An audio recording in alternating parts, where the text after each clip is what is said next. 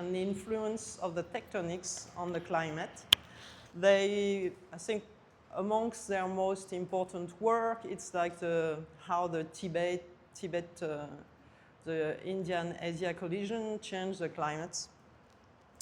And myself, I work I work on, my last PhD student worked on environment magnetism from oceanic sediment core. And we looked at the interglacial transition in details in the Southeast Asia region to look at how fast some of the change occur and how the current adapt to the change, the global change. And otherwise, I've worked a lot on the mean magnetic field modeling at the beginning of my career. But now I'm more into, probably more into environment and reversal inversion of the field. So you're coming from very different background, you're interested in very different aspects. And this morning it will be kind of, you have to see that like a really tourist road journey through Paleomag. And I hope that you'll learn some stuff because you probably know already a lot because you've probably taken courses, Paleomag courses in the past. So I hope you learn something new. Anyway,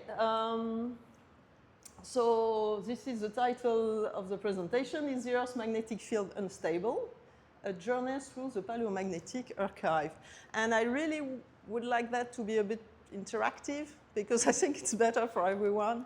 You know, it's the first morning, some of you are jet lag, and so it's good if we keep that, you know, a bit interactive and try to keep some energy. So do not hesitate to ask questions, to interrupt, and so, okay? Okay, so what's behind the idea of instabilities of the geomagnetic field? So the question is like, is it stable or unstable?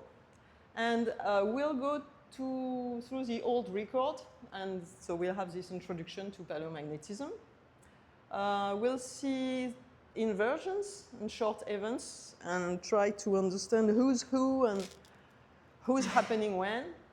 And we'll also have a little glimpse at the very old record and how magnetic field could the magnetic field of the Earth have been very different from what we know now and what there one recorded on Earth. And we'll discuss a bit of the data on the Ediacarian. So I think the Ediacarian magnetic field is one of the active and kind of new topics in Paleomag. And it's pretty interesting. Of course, I've put many figures and contributions from many colleagues, and I want to acknowledge them. So it's Jean-Pierre Vallet, Gary Gatzmeyer, Carlut, Boris Robert, Jean Bess, and many others. Okay, so let's discuss about instabilities. So of course, so you have the Earth's magnetic field. So the Earth, its magnetic field, you have the sun here, solar wind. And so the question is first, what is the geomagnetic field? I guess you all know what is the geomagnetic field, right? It's a vector field at the surface and in space, right? And how do we characterize it? Of course, it's by the coordinates at each point, right? So now the question is, how would you define stable, right? So I don't know how would you define stable? That's the first question for you. Like, do you have any, what is stable for you? Like, when we do not observe very strong variation in the intensity or the direction in a very short amount of time? Yeah, so there is, exactly. So there is some time involved, but strong and time, you know, it depends. Are you on a human scale or like Earth scale? It's kind of, but yeah, absolutely. You have to introduce some notion of time. So it's more or less constant through time, right? Okay, so we have to then measure it through time, right? But how? So of course you could measure all of the coordinates. You could measure like one of the coordinates or the angle. And so I guess this is an easy one. So what's the easiest parameter to measure and was first measured by human? Do you have any idea? You probably know. Declination, yeah, absolutely. Yeah, because declination is in the horizontal plane, so. And, you know, you probably have seen that. It's this possibly first compass that was, could be, so the date is not so well defined, but apparently the first observation of the declination was made by the Chinese, like during the Warring State period, so very long time ago. And they had this South governor that was described. But it wasn't really recorded, and they thought, okay, this compass is attracted to a mountain.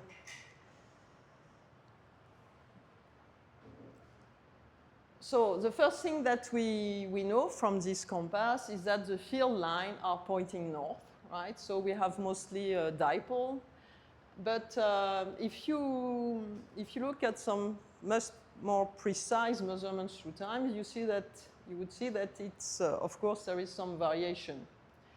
And this was recorded. The first real record was made by the first observatories. So there were two in London and Paris.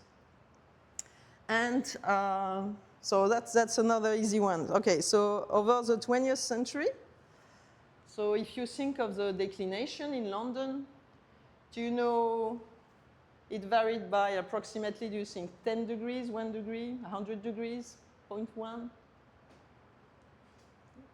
Do you know?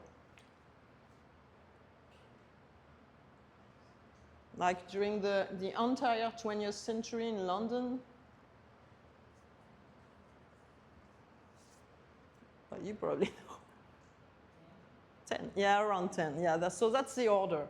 So now we have this idea of variation, you know, not so strong, but still 10 degrees is not so small, and time, right? And so this is the real observation. So it started in 1550, around that, both in London and in Paris, where they set magnetic observatories, the first magnetic observatories.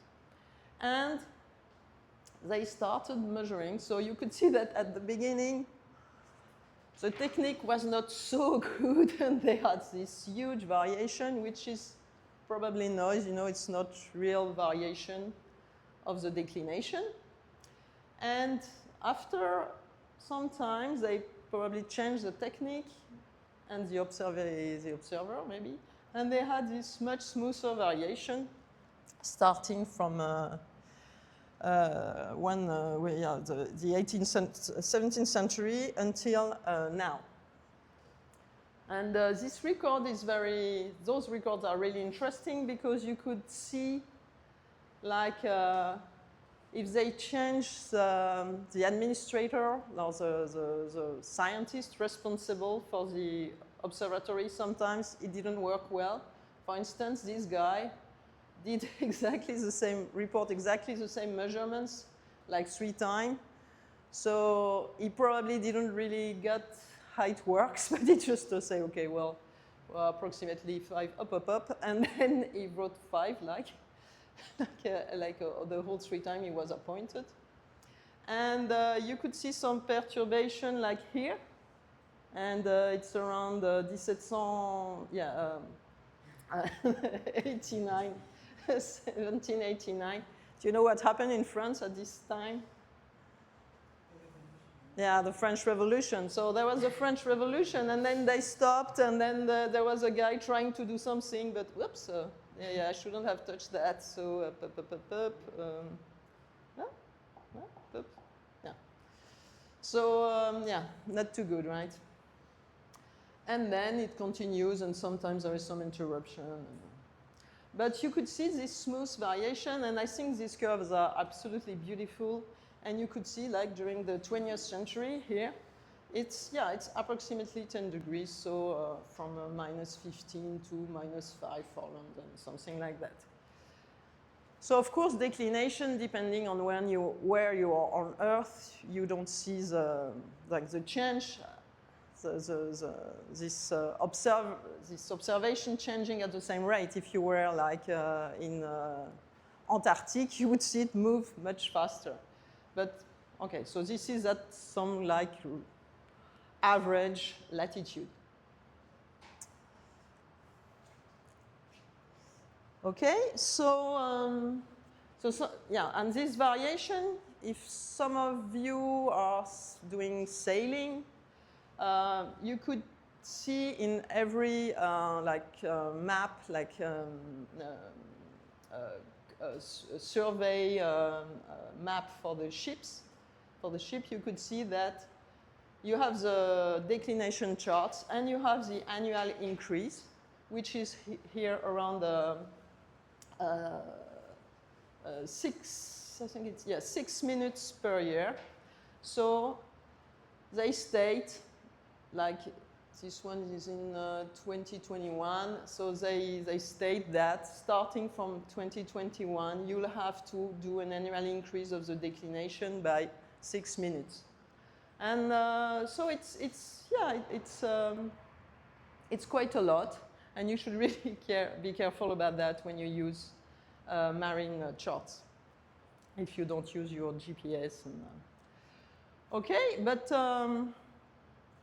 when you look at that, the annual increase, you say, okay, but then we go into the future, right? So this is a prediction for the future. And this is where it's, so I'll go back just a little bit because you'll see that a lot in the next days, in the next lesson. So typically we are able to predict the slow variation of the Earth's magnetic field using the International Geomagnetic Reference Field, which is a standardized mathematical description of the Earth's main magnetic field. It's widely used, and I guess most of you are familiar with IGRF, right? Yeah, you all know IGRF.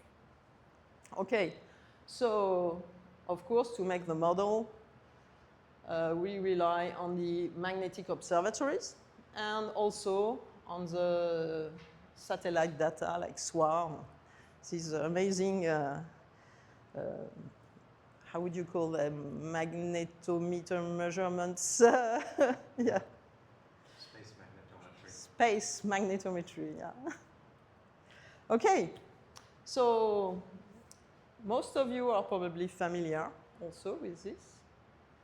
And you will probably see that many of the time during the week, but how do we predict the slow variations?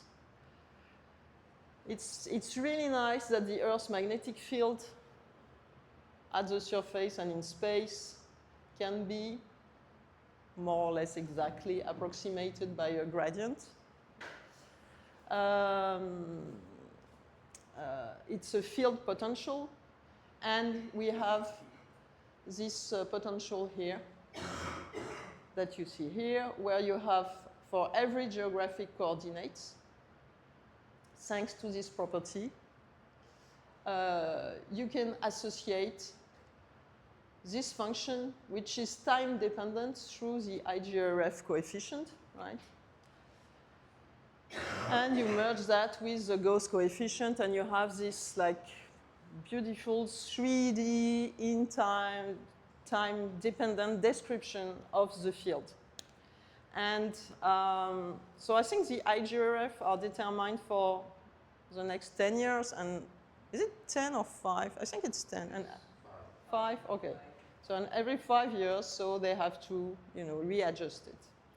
But thanks to this beautiful description, we can do that. So this was just some illustration of, the zonal Schmidt function and Tesserode Schmidt function. I guess you mostly all know that. So when we look at that, so this is the declination using IGRF, and we have, okay, declination and rate of change. This is from the British Geological Survey, right? So it's just declination, but still we see that it's a slightly complex field, right? Because it's, yeah, it changed, and so this is a very simple question. If the Earth's magnetic field was purely dipole, do you think this map, so this is declination, would look entirely blue, entirely red, entirely white, or half blue, half white, half red? Sorry. Do you have any idea? Hmm?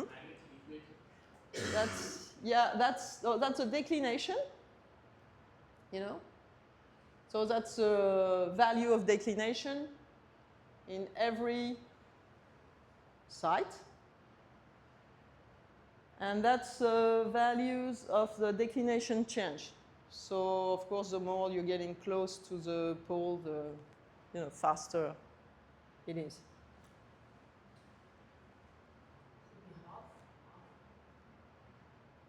Yeah. That's a bit, it would be half blue, half red if it was inclination, right? Because inclination is changing. It's declination, so that would be entirely white. Declination should be 0, right? If we had a purely dipolar dipole. It would be entirely white, 0 everywhere, right? And then you have just the inclination moving. Okay, and that's this entirely white map is what we use when we do geodynamic reconstruction using Paleomag. We assume that if you have a whole section or like a sediment section giving, a mean magnetic field, a mean direction, you assume that declination should be 0, and then you use the inclination to move your block and then to change its position at the surface of the Earth back into the past, and that's how you make, this geodynamic reconstruction and like all the geodynamic change and block movement. Okay, so entirely white. So where we stand now, we have Earth's magnetic field, which is mostly dipolar, it's close to declination is not that far from 0.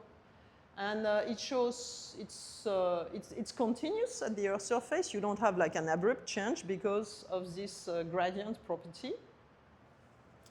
And it shows slow variation. So we could say, okay, the field is more or less stable, right? And I just wanted to show you the first, I think it's the first appearance of the geomagnetic equator. We discussed that. So to have the geomagnetic equator, now you have to have the inclination. And this map was made in 1603. And you have the equator there. Hoopla. Just right here. Ah. Okay.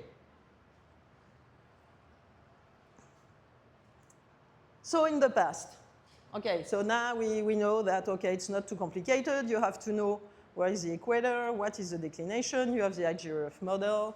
If you want to go in history, you have the model based on the observatory. And then if you go, like when Cryolosophorus, which is absolutely beautiful, was living. So it was near 190 million years ago. So did this guy look at a stable magnetic field like we do, or something different? We can also question what experience our ancestor, like Cro-Magnon, some 50 or 40,000 years ago, and this guy. So the question is like, could be, okay, if this guy was lost, could he use a compass? Does that make any sense or not? Well, not necessarily any sense due to his cognitive capacity, but that's where we have to, when we have to go to the old records. So archaeomagnetism and paleomagnetism. So you're doing archaeomag, that's, yeah, okay, nice. So archaeomagnetism, it's mostly using pottery and also in-place structure. In-place structure are important because we know that they burn or that they remain since the magnetization is acquired, it's in place. So you can have declination, inclination. And when you have pottery, you often have the inclination, right? Because, you know, they didn't cook the pottery like this way or this way. They had to stand. So there is inclination, but no declination. You don't really know, I think. Huh? So you work on pottery or like oven or? Mainly potteries and sometimes in situ structures, places of oven or big glass. Okay. Okay. And, but also something very interesting that you can have is intensity. You're doing intensity, right? Yeah. So there is this artifact. Myself, I mostly work in paleomag, not archaeomag. So I worked on much older stuff, which typically which are like a lava flow. And this is one of the students we had who was sampling lava flow in, I think it was in Guadeloupe. And, but sometimes, so it looks like it's a very nice place, but sometimes when you have to reach the successive flow, you really have to climb up in some kind of not so safe, safe place because it's like slippery and, you know, it's tropical. And, but then, yeah, we sampled some of the section. And we also work on sediment core. So this is one of them from the Marion Dufresne. So sediment core usually are provided by a drilling ship like IODP. I don't know if you know this GeoIDES resolution. And there is the SHIQ, which are the drilling ship dedicated to research. And also this kind of core from like gravity cores that are used, it's easier to deploy on a ship because you don't have to have a drilling structure. And that's what is used by the French ship and the German ship and British, most of them. Okay, so and you can sometimes have like up to 30 meters of core. So you can go back a long way back. Okay, so how does that work? So some of you are probably very familiar with this because you're doing kind of PMAG, archaeomag, but some of you might not. So I'll explain a bit. So it's all based on the property of iron oxide. And we are kind of lucky in our discipline because iron is a fourth element in the Earth's crust. So you could say that iron and iron oxide or oxyhydroxide are almost everywhere on Earth. On every environment, on any of the terrestrial environment. It's also true for space, like on Mars, the surface of Mars. It's probably full of oxyhydroxide. And so the iron oxide ends up in the marine sediment core, in the deep ocean or lake. It's also in the water sediment interface. In this kind of environment, it's often oxyhydroxide, but you sometimes have the chance to have the magnetotactic bacteria, which are these, I don't know, do you all know magnetotactic bacteria? It's an amazing bacteria that just synthesize inside her body small magnetite. And it's nice for us that it's small because it's single domain magnetite. And they are excellent recorder of the Earth's magnetic field.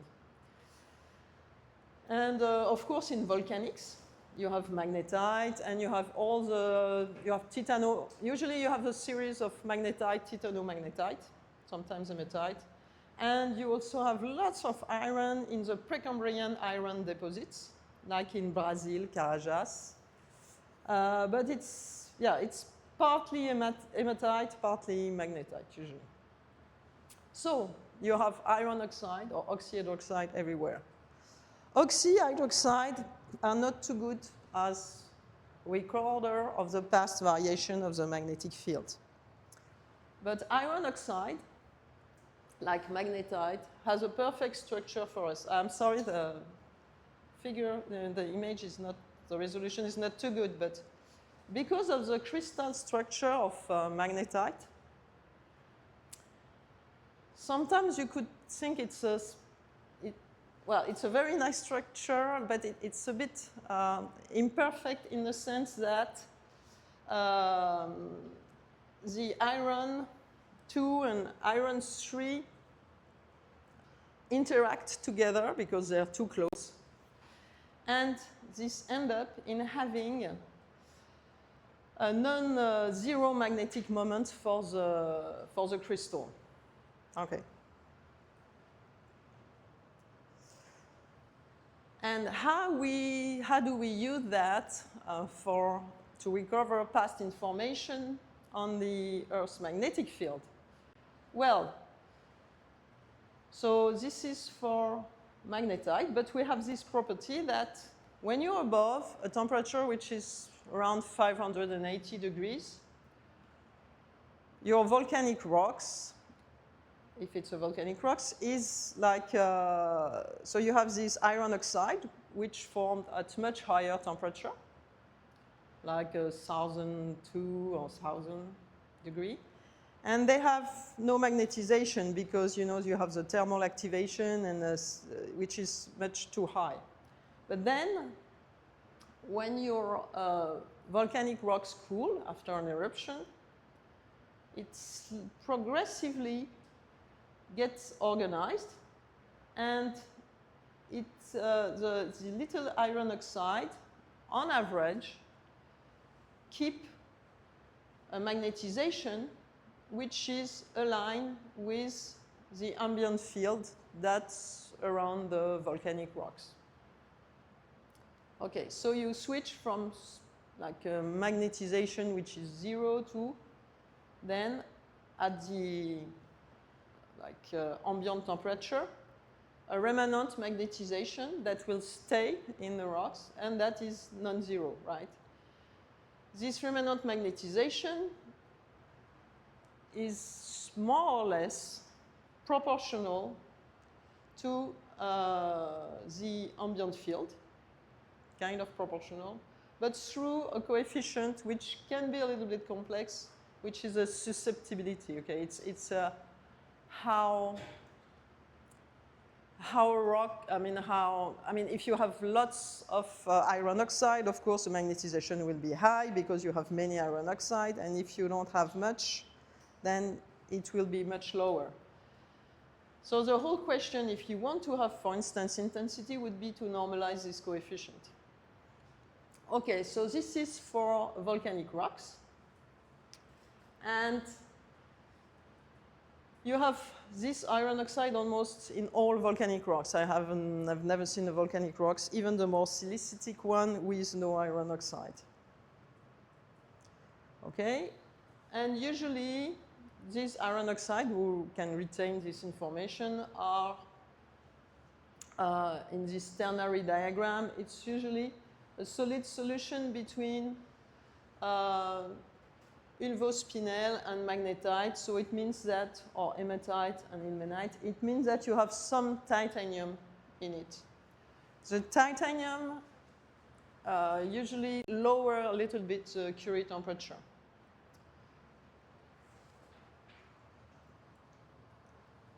Okay, and now for sediments, because, you know, we also use sediments. So for the, just just one word for the archaeomagnetism. The baked clay, it's like volcanics, right? You heat up a baked clay which has iron oxide, and then when it cools, you have this information on the ambient field. Sometimes it's heated to a temperature which is a bit less than the Curie temperature. I don't know if you, yeah, so sometimes it's like 400, 500, I don't know. But so you are able to distinguish, right? Yeah, sometimes not. Okay.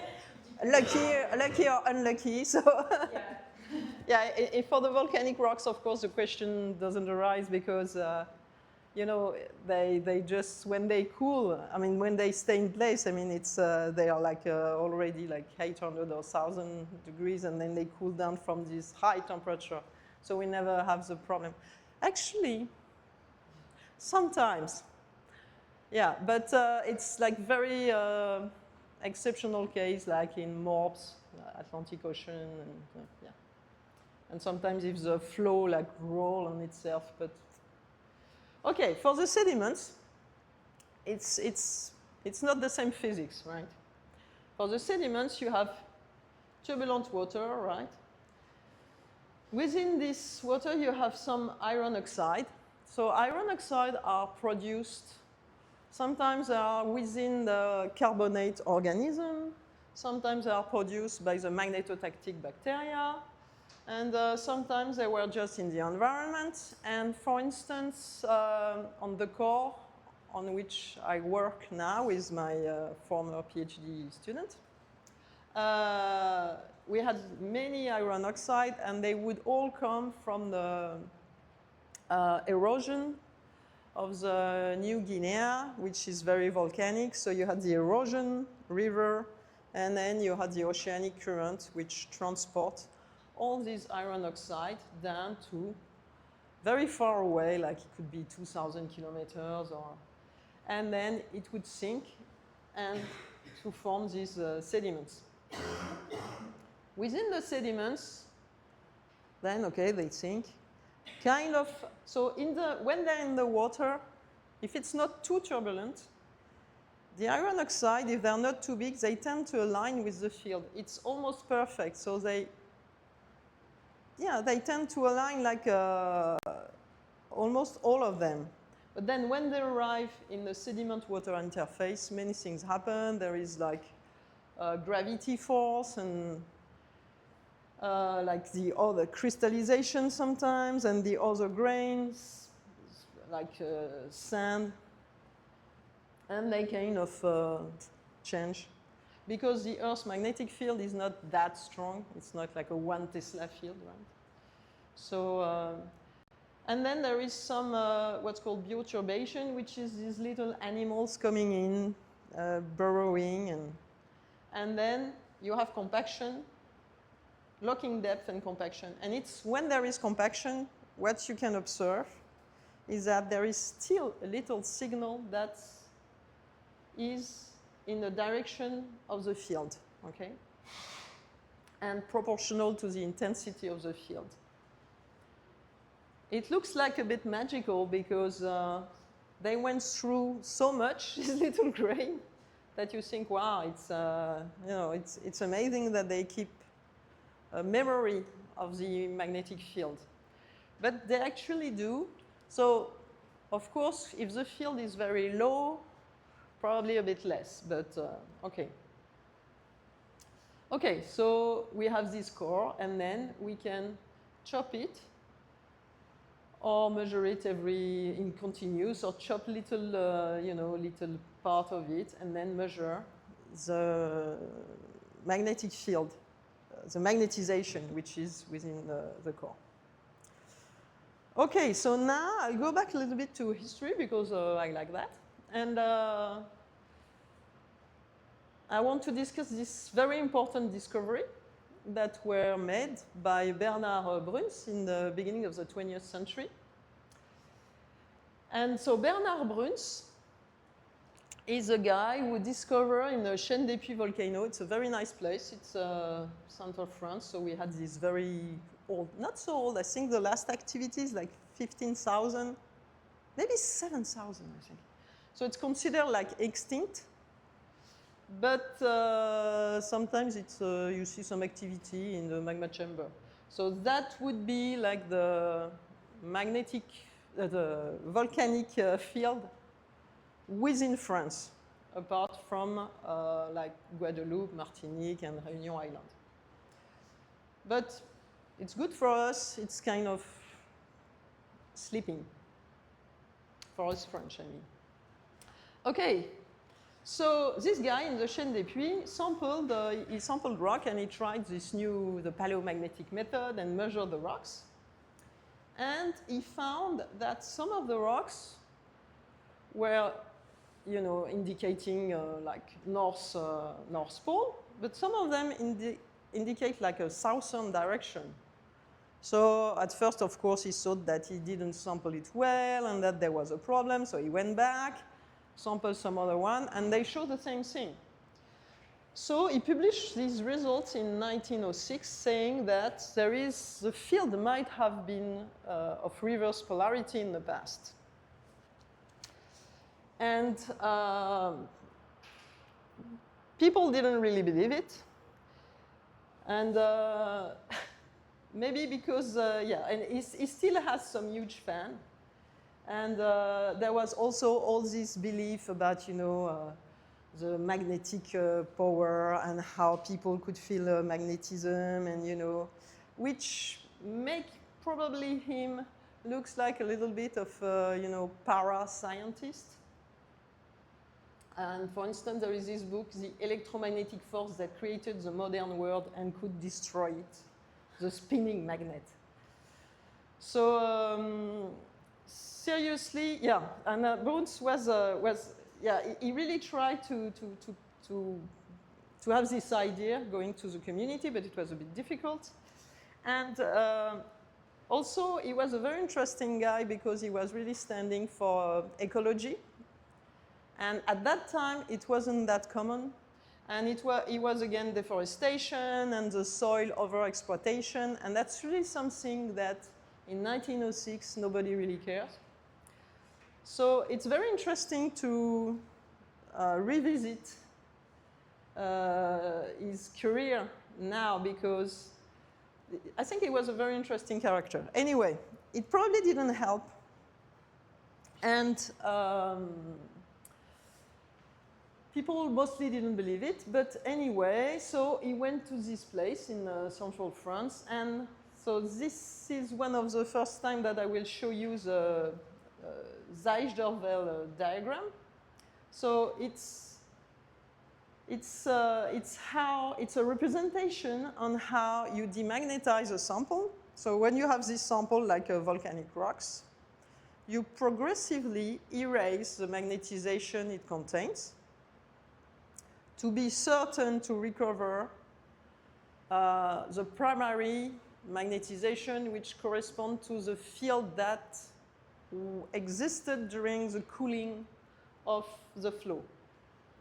And so this is the authentic Bruns results. And so he had these results from baked clay and from lava flow. And he showed that it was a reverse. And this was the first indication of a field reversal.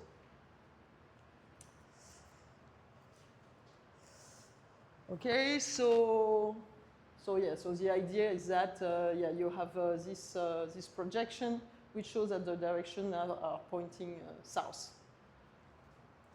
I won't go too much into details. Up. So there was this scientific controversy, and I'll say a word about that because I think it's very interesting. And it's true that scientific controversy most often arises in the context of experimental research, but also somehow when the results and Bruns results question the idea of an unchanging Earth. So somehow we go back to this kind of idea of stable or unstable. But and this discovery sparked one of the major controversies in the earth science during the 20th century. And this is questions for you, so we can all wake up a little bit. Can you cite some other major controversies of the 20th or the 21st century, so now, in the field of geoscience? There is one which is directly linked, and you'll see how to Bruns, but there is many other ones. So, do you have any? Climate change. Huh? Climate change. Yeah, exactly. Climate change. Yeah, sure. Yeah, that's a big one. Yeah. The Earth flat, still Is it really a controversy? Maybe. there are still people Yeah. I didn't thought of this one. Yeah, that's a nice one. Is the Earth flat? Yeah. Maybe it's going back a little bit further in time, but yeah, some people still believe that. It's like, wow. Okay. Do you have any other? Yeah. Yeah, plate tectonics, yeah. And you'll see that there is a strong link with Bruns research. Do you have any other one? Could be anything. I mean. Yeah? Can I ask you, because Yeah? you said attribution, because this is a controversy. Why it's a controversy? Because people didn't believe the magnetic field was reversed. When you showed declination, Yeah. it's showing some kind of variation. Yeah, but you know, but they thought, okay, it's like a secular variation. It's moving slowly. And okay, there is some movement, probably linked to some dynamic in the core, but I don't know. It was hard for them to believe that it could switch, then why? And because also these slow movements are like aligned with the Earth's rotation. So you think, okay, there is an equilibrium, and there's something a little bit moving, and they thought maybe it was something solid, like blue. So Because in sun, every 11 years, it switches its dipole. in what? In sun, Mhm. solar sun. Yeah. So every 11 years, it switches its dipole from north to south. Yeah, but I think in 1906, I don't know if they already observed the sun. And sun is so different because it's an outer, No dipole. yeah, it's outer, yeah, and it's a star. So, but anyway, people, and I think I don't know if it was that rational. I think it's always a question of when you change in paradigm. I mean, people resist it. And, magnetism also, I don't know, they really didn't like the idea. So anyway, so this is some controversy of the 20th century. So continental drift, of course, Wegener, who proposed that the continent move in 1912. So that was just after Bruns. And it was really rejected. Wegener was like, until 1960. So see, somehow they should know that the continent were a bit moving because you had earthquake, you see that, but I don't know. You have the Milankovitch cycle, okay?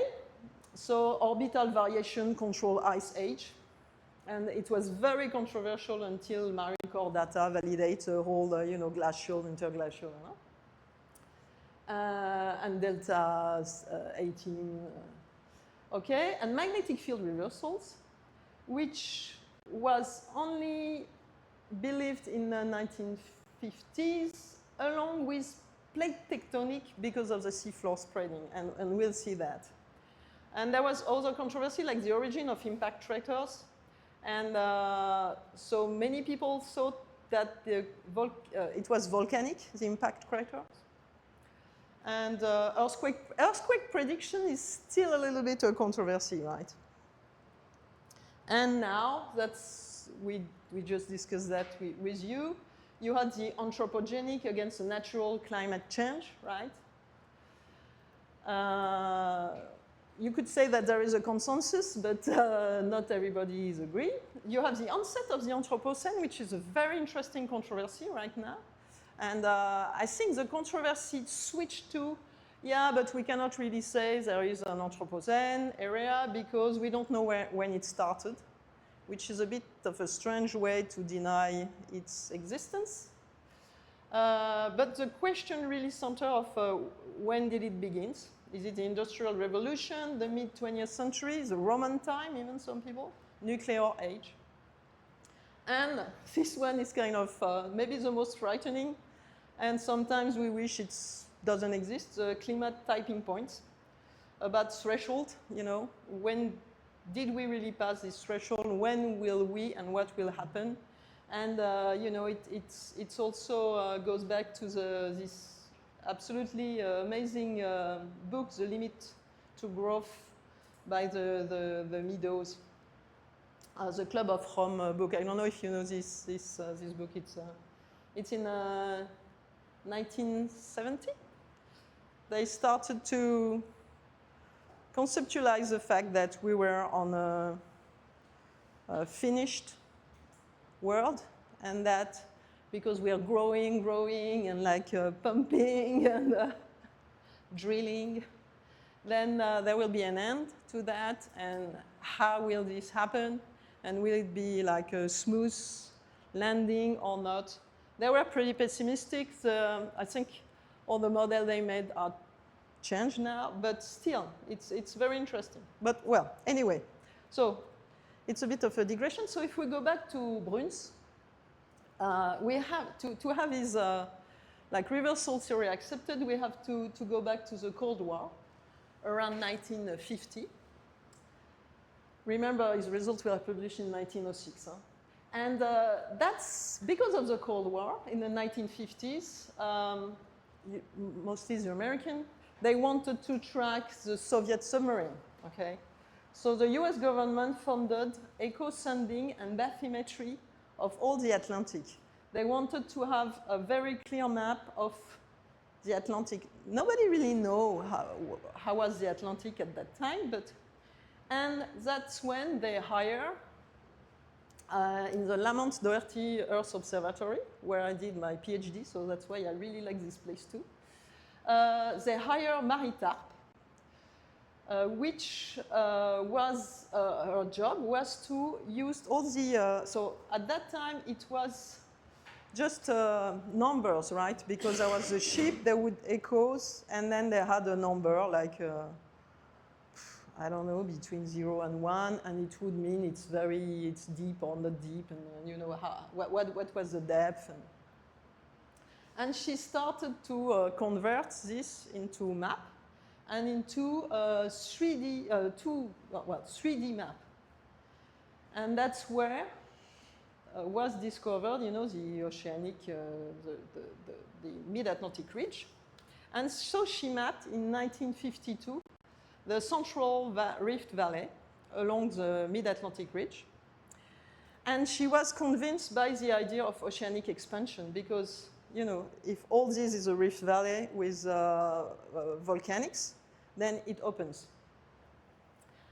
But then, because also she wasn't expected, like Bruns was considered, I mean, a bit of a, you know, original scientist. She was a woman at that time. It was pretty difficult for women in science. And even her boss, which was Harry S., didn't really believe her results. And she was much criticized, and her central ridge mechanism was mocked as some kind of girl stuff, you know. They thought, okay, no. Okay, so then you have this Morley, Wine, and Matthew spreading paper, because the more the ship were cruising around the ocean, the more they had instruments on board. And they taught magnetometers, you know, to measure the magnetic field with the idea that, okay, it can help the submarine, you know, to know where they are, and okay. And the measure value differ from the Earth field predicted value. And this was because of the effect of the magnetization of the oceanic crust. So they had this kind of higher anomaly and lower anomaly, higher anomaly and lower anomaly. So this offset between the predicted value of, you know, the observed magnetic field and the measured value, which show a little bit of an offset, perpendicular to the ridge, lead to the idea, this magnetic anomaly, lead to the idea, the pattern of the reversal, the Earth's reversal magnetic field. So they figure out, the first person who just figured that out is Laurence Morlet, that you had positively magnetized crust and negatively magnetized crust. This, at the same time, demonstrates the opening of the ocean and the reversal of the magnetic field. So it was like beautiful. Laurence Morlet submitted an original paper in 1962 on magnetic anomalies and oceanic expansion to nature. It was immediately rejected, and then he went to the Journal of Geophysics Research. I think there was some reviewer, and then it was rejected. And the comments on Morlet. So Laurence Morlet was a Canadian. He was probably not the higher profile, I don't know. But some people really didn't want him to publish that, also because it was too new. And one of the reviewers' comment was, the idea may be interesting to talk at a cocktail party, but it's not the sort of thing that ought to be published under serious scientific aegis. So it was very, show lots of despise. So finally, the hypothesis of seafloor spreading, an explanation for magnetic anomalies and reversal of the magnetic field, was published in 1963 in the paper by Wine and Matthews, English researcher and well-known, and they stated that the conveyor belt might also act as a tape recorder that records reversal of the polarity of the Earth's magnetic field in the fossil magnetism of the oceanic crust. So that was really a major paper, and now their hypothesis is cited as a Morlet, Wine and Matthews, because it seems really unfair. But this is just to show you that it really took time for these ideas to go through. And sadly, somehow, the first who thought of it and discovered it were not believed. Because, it was too early, because it was a woman, and because, he was, Canadian. So just because you're a young scientist, just to state that if you have really tested your data and you really believe something, you should just go for it and pursue it, even if people don't believe it. Okay, so thanks to this idea of oceanic expansion, we now had the first reverse pattern of the magnetic field. And in the 60s, there was the first measurements on lava flow, which were extremely important because for the lava flow, it was not only measuring the magnetization, so reverse, inverse, but also have precise dating on the age. And this goes along with the emergence of the paleomagnetic scale with the dating by the potassium-argon or argon-argon now method. So the radiometric dating allowed to unfold or to discover what was the age of the reversal, like, normal, reverse. So that's one of the first polarity scale with precise dating by 1964. Okay, and just to show you, from 63 to 69, how this polarity scale changed. So in 63, they thought, okay, we had a normal field until 1 million years, and then it switched to reverse field, and we again have a normal field at 2 million years. So they had almost this idea of a 1 million year changing field, which was kind of strange. But then they refine a bit. They like it's in June, this is in October. They changed a little bit the age, and well, see, it's all evolving. You have one interval, two interval, one, and then it changes. You have this small interval of normal polarity, which appears in the reverse polarity Matuyama period here. And okay, and then they change from 1 million year to 800,000. And you know, some thought they had a very weird field for a period of time. And okay, so after all this time, now we have this nice polarity scale, and yeah, and yeah. So and this also having this age, and why so many people worked on that. It's because it's extremely important. Do you have any idea why it's so important to have this precise dating? For the kind of field like magnetostratigraphy? Yes, magnetostratigraphy, so you could date one place using the other. But at this time, I think what people were really excited in was oceanic openings, because they discovered that, or they started to believe it not that long ago. And they wanted to know how fast it's opening, right? Because yeah, the ocean is opening. It's a bit of okay. So it was very important for them, because then they would go back to the ocean and see, you know, how many kilometers of crust you have for one cron. And you see differences here between 63, the age, the Juan de Fuca Ridge, with the dating of 1963 and with the revised dating of 1966. So it's only 3 years apart, and they go from around 1 centimeter a year to maybe a little bit more, 1.5 to almost 3. So it was very important to understand the dynamic of the Earth. And it was some kind of a golden age for this discipline, because they were discovering everything, and they realized that some oceans were opening much faster than some other. So they launched magnetometers everywhere and tried to see. Okay.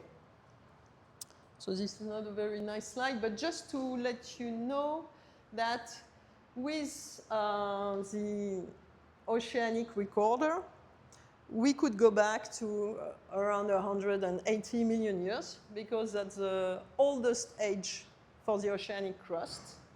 So we have this magnetostratigraphy until, yeah, 170 million years, something like that. So that's very nice. So we could say that the field is not stable since there is reversal, right? But not a big problem. We could think, okay, but there is inversion, reversal, but it could follow a simple law, you know. And then Earth's magnetic field could just switch between dipole up, dipole down configuration with an intensity more or less identical to today's value, or not. So, yeah, maybe again 10 minutes, and then we go for 5-10 minutes, and then we go for the pause. Oh, maybe you want to say something? No? Okay. Okay. So we'll just go through the pattern of the inversion. So are the reversals following a simple law? Well, what would be a simple law? It's not so easy, but so this is the pattern of the record of all the polarities, so normal, reverse, from 0 here. Okay, so this is the magnetic marine anomalies, right? To 175 million years. So what do you see? Do you have any? Do you see some? I don't know. Do you see any pattern? What do you think?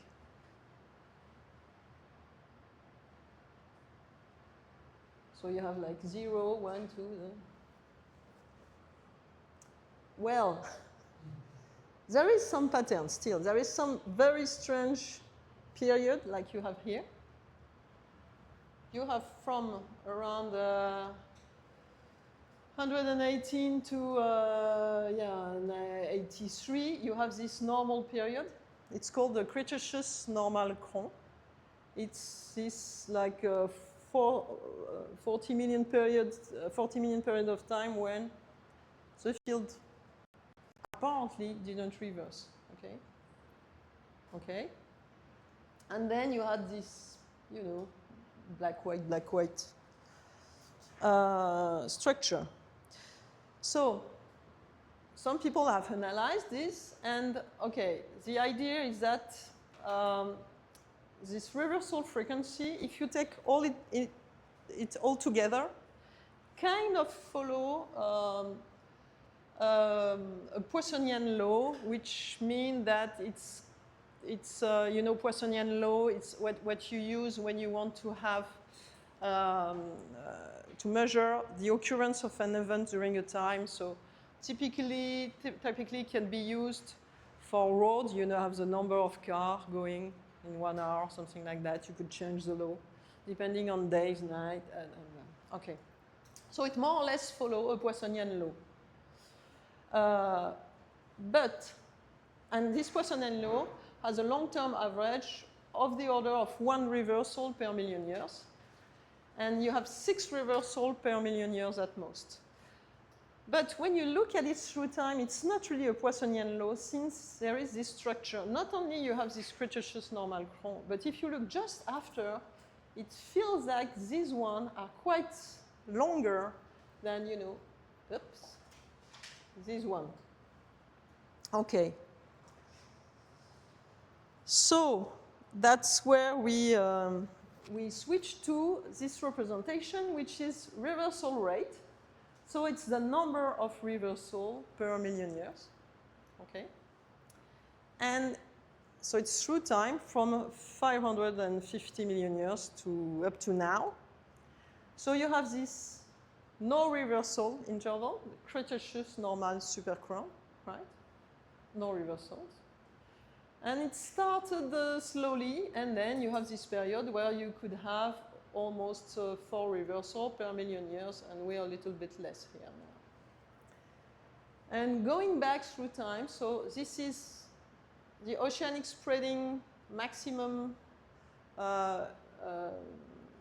date that can be that is used is around here. So after 180 million years, it's based on stratigraphic, magnetostratigraphic series from elsewhere. But what was discovered, that there was another interval, the Kiaman reverse supercron, which occurred here. So it's almost 50 million years. This time, the field is reversed, so it's stuck in a reverse direction, right? Here you have almost no data, very little. And you have the Moyero, what is believed to be another reverse supercron.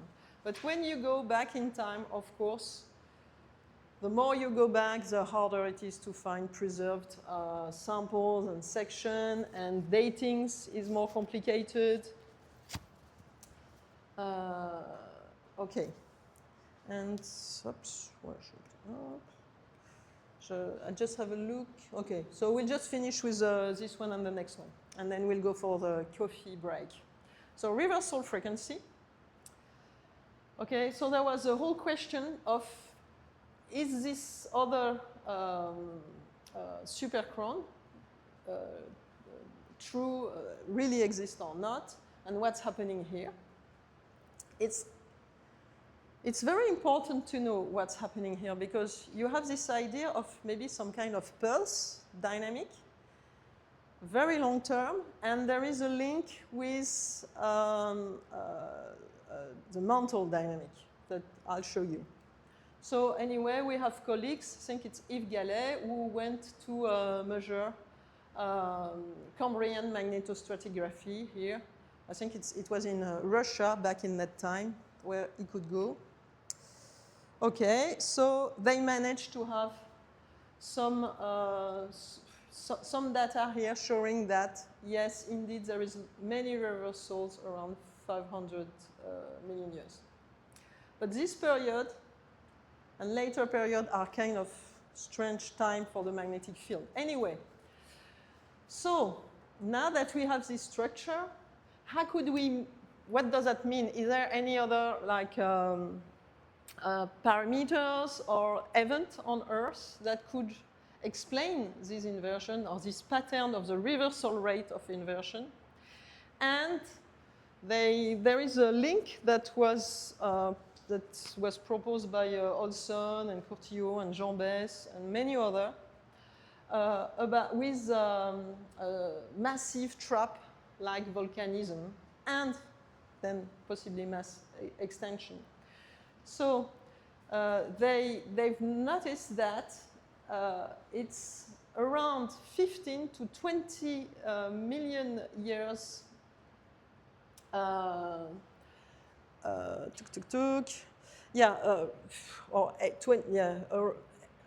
18 for the Cretaceous normal supercrown. When it ends, like between 10 and 20 million years after you had trap massive volcanism. Okay, this is the Deccan trap, and this is the emission. Yes. And there is always this kind of phase lag between the supercron and the appearance of the trap.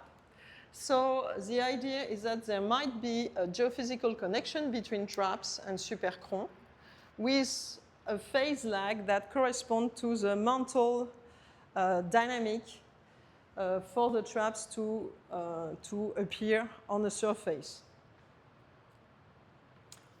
So the mechanism would be that you have a huge change in the D second layer, so between the mantle and the outer core. The heat flux would be weaker, and then you have little to no inversion, okay? Because you have this kind of shield here. Then you have a mantle plume that forms. When the plumes forms, it grabs some of the material here. So there is a thinning of this D second layer here. And the plume reached the surface some 10 to 20 million years after. So the supercrons in this hypothesis are attributed to time variable thermal interaction between the core and the mantle. It's typical the time scale of the mantle convection. And they stated, I think it's Schubert, that any other geodynamo process would be much faster. You know. So maybe the mantle is controlling the core during the supercron. And this is why you have this long period with no reversal. In that case, the mantle has a stabilizing role over the core. So lately, Aubert et al. Kind of changed a little bit with their model. They thought, no, you have to have lots of convection to have a stable field. So maybe there is some kind of reverse effect of the D second layer. Anyway, whatever the mechanism, it implies that it's not a purely stochastic process because, of course, we're on Earth, so the core is not, the liquid core is not alone.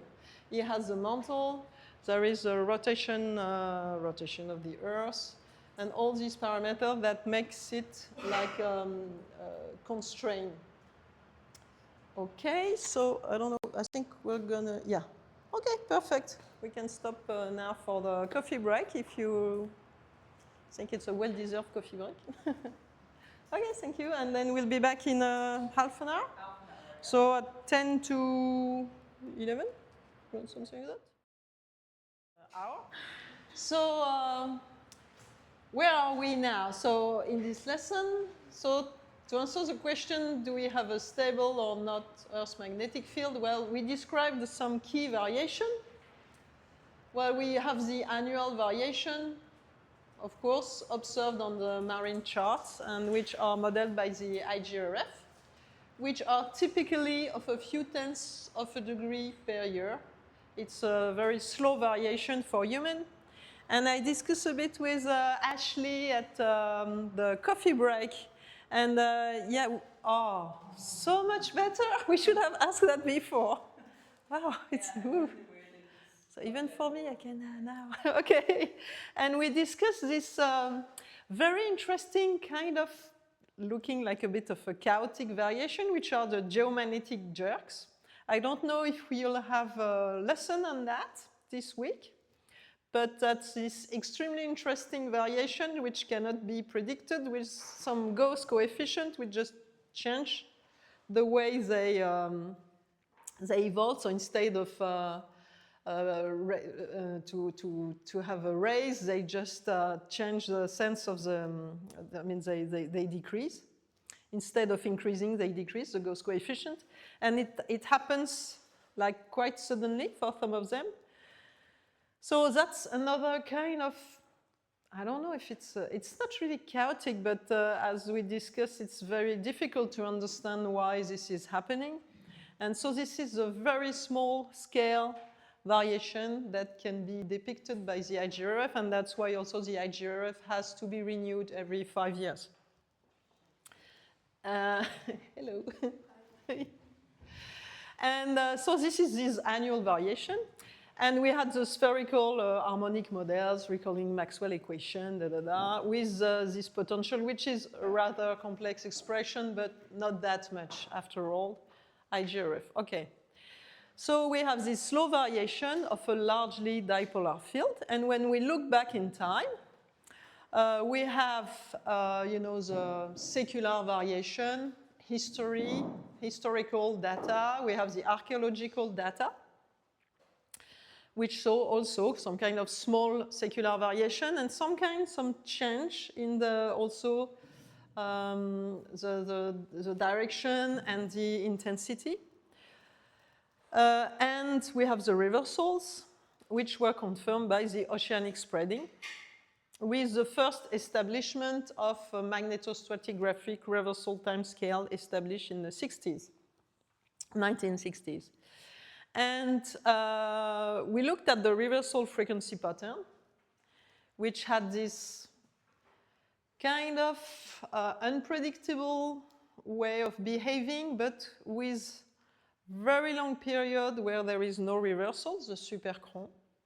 And we can see this kind of structure of this frequency patterns that suggest a possible link with large igneous province, the traps, and heat anomalies at the core mantle boundary, and anomalies in the mantle, heat anomaly in the mantle.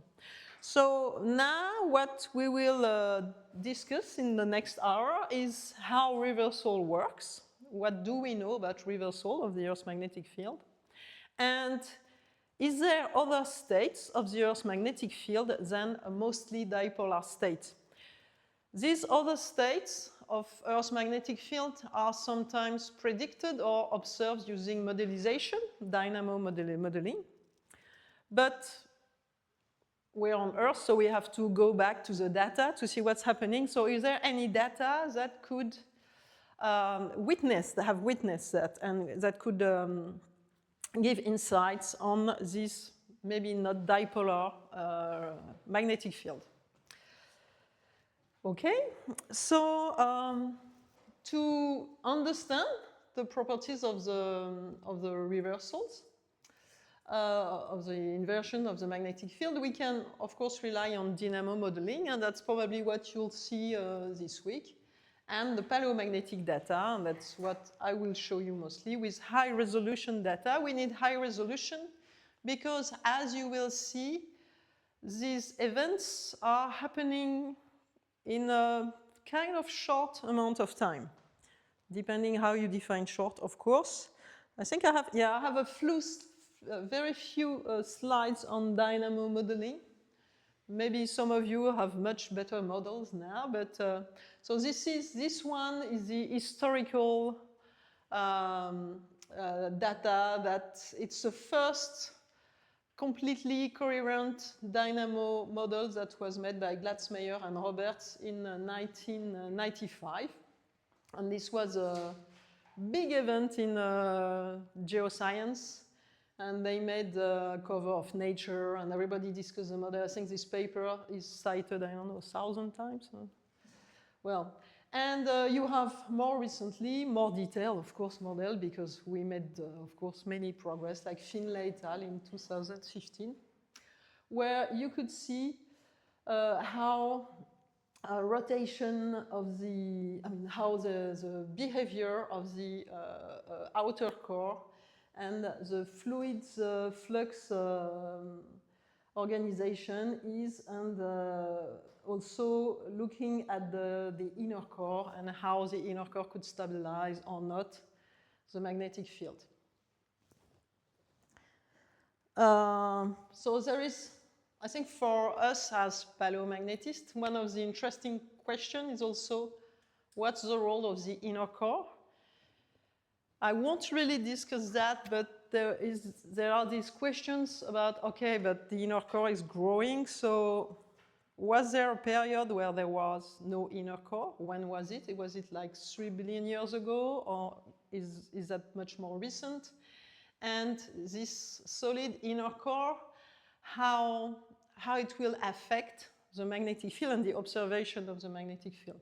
And this is still unresolved questions. But so many of the models are also dealing with the inner core interaction with the outer core and the possible super rotation, which means that the inner core would rotate a bit faster. And if this inner core is stabilizing or not the geodynamo. And this was also a question that were asked by the first paper of Glatzmeyer and Roberts, because the problem they had with their dynamo is that it never reversed. So they wanted to produce a reversal, and they figured out that it didn't reverse because the inner core, when the outer core liquid started to produce a reverse field, the inner core was in the opposite polarity and would not allow the inversion to proceed. So they only had one successful inversion at the end of their simulation. In some other dynamo modeling, they have too much inversion, but okay, so now going back to what we're doing in my lab. It's paleomagnetism. We look at rocks and at the record. And going back to rocks, the question is how is expressed a reversal? What is a reversal? And how fast this is happening? It's still this question of time.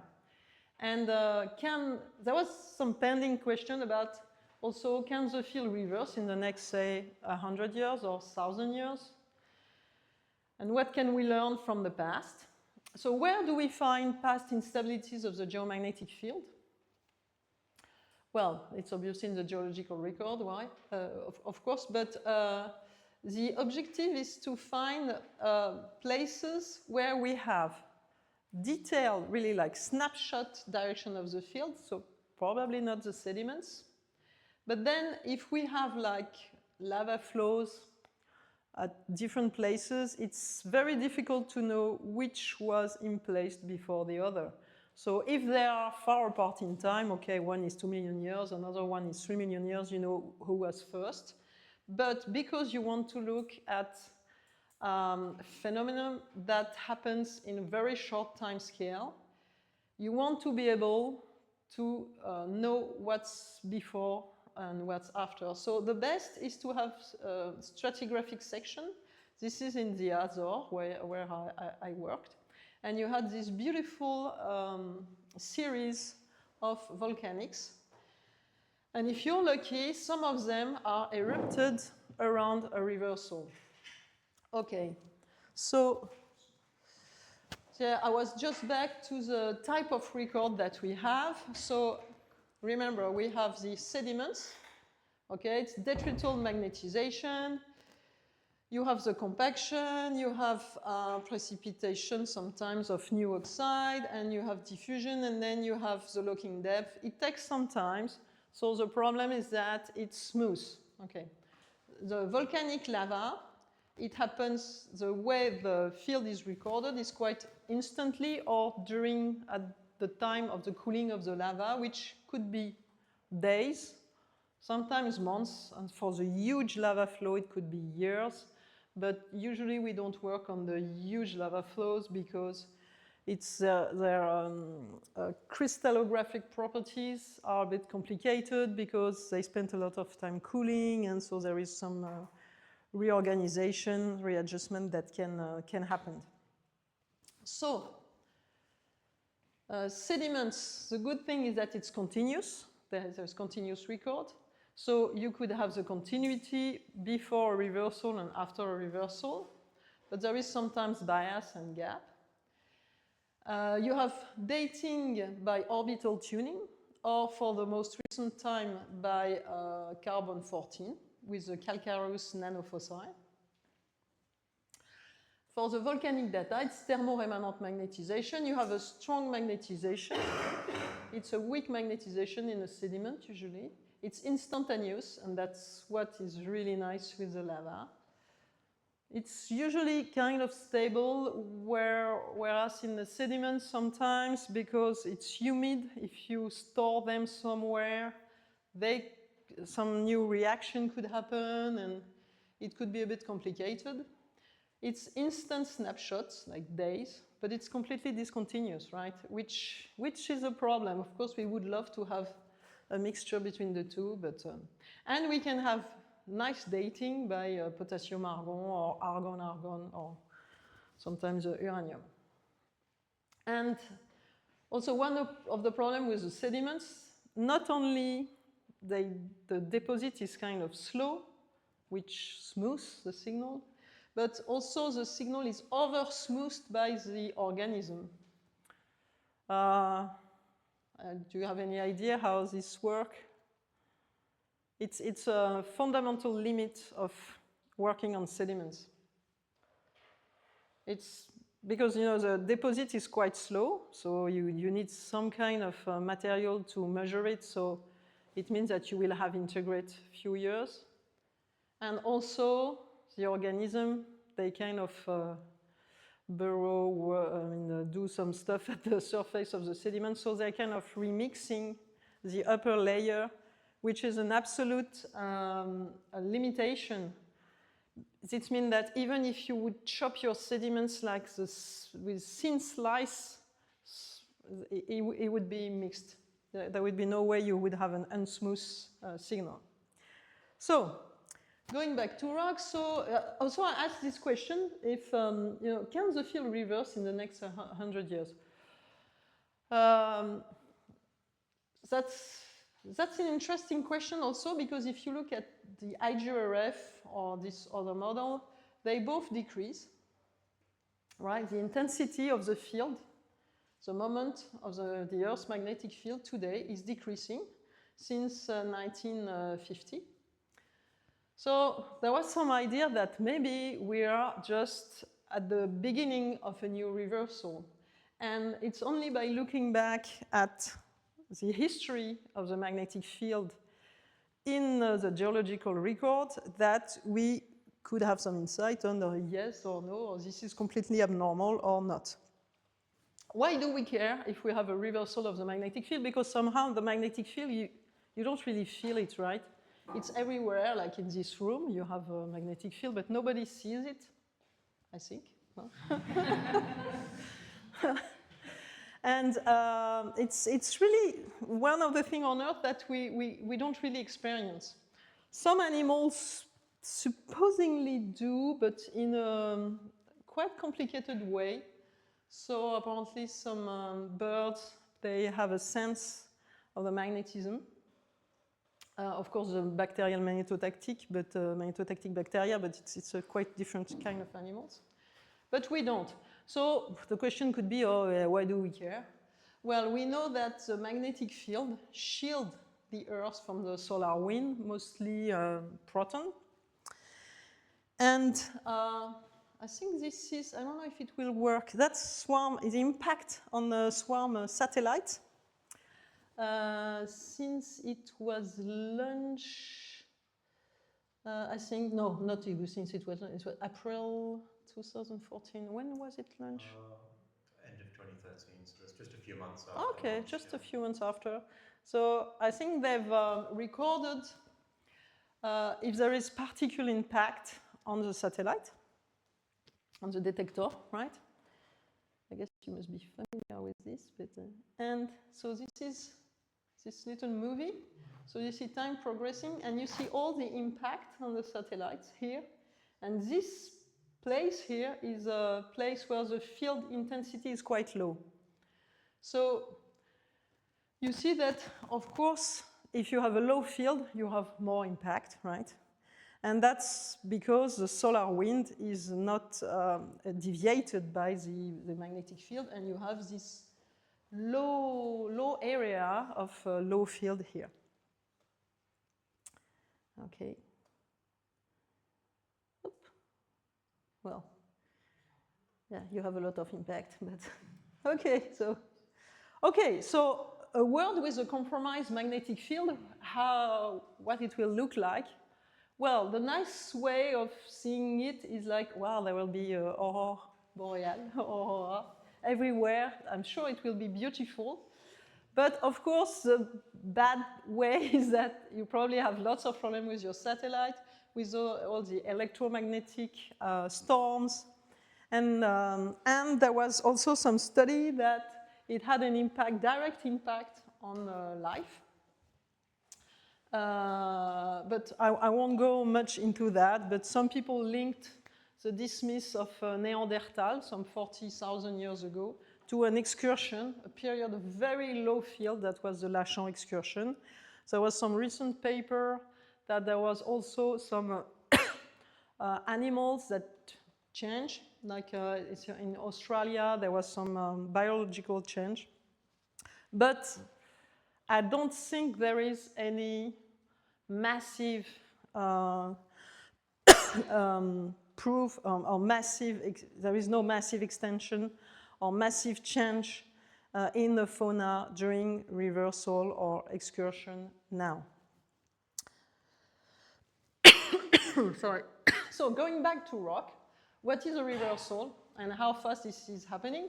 So this is the section that we sampled in the Ador, and you had all this section with each of these is a single lava flow. And then we were there. We took some samples. So the way we work in the Paleomag is that we take some core out of the lava flow. So we have a drilling machine.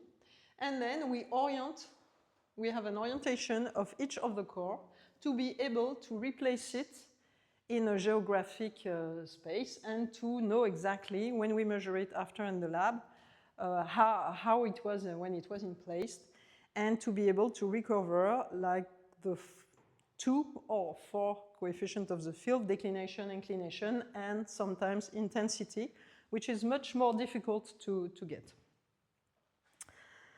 So yeah, this is a bit of a very fast explanation of the orientation. Sorry, this one is in French.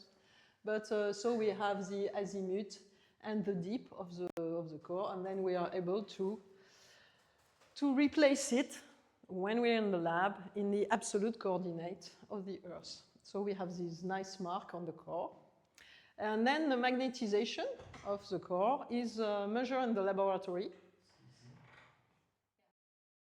Yeah, it's measured in the laboratory.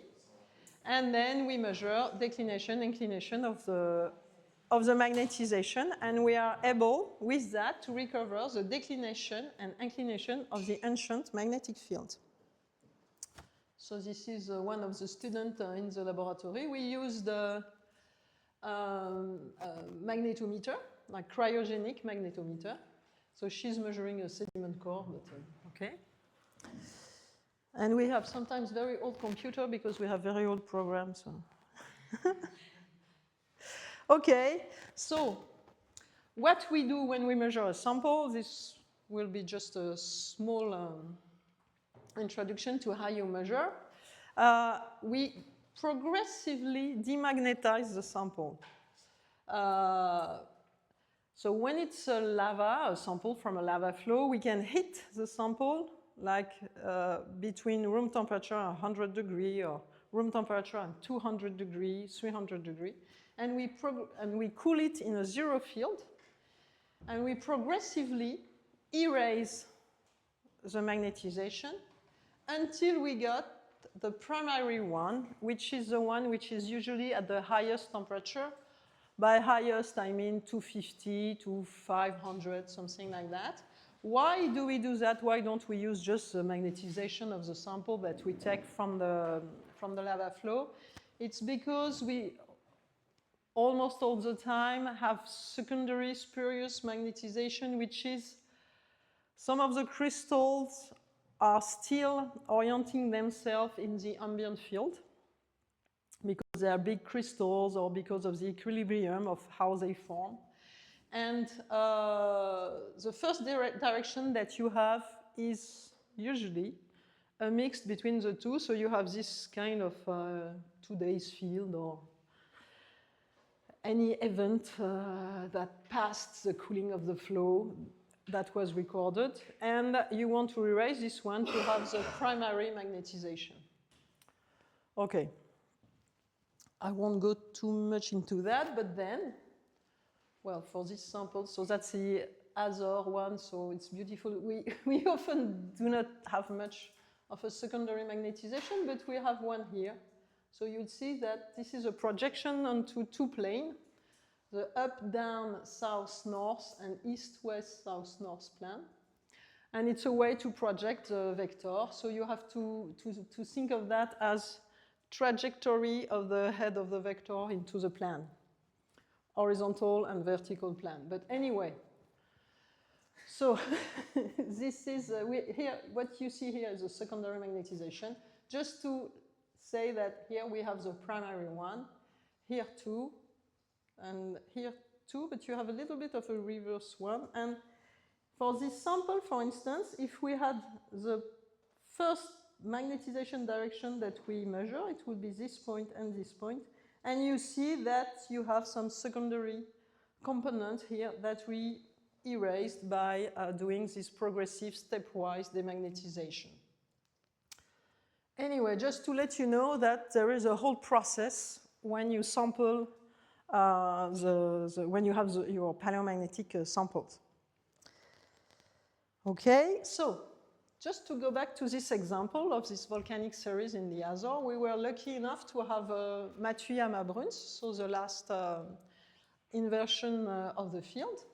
So this is the flow that was just at the lower part of the series, and this is the one in the highest part. And we had dating by, I think, argon or potassium argon. And this one is dated at 790,000 years. And it gives a reverse direction. How do we know that? Because the declination is almost 180 degrees, right? And the inclination, which in the Azores should point down and be positive, is negative. So it's this way. Okay, so here we have, I mean, if, I don't know, south is here, we have something pointing up south in the Azores. Whether here, we have something pointing north and downwards.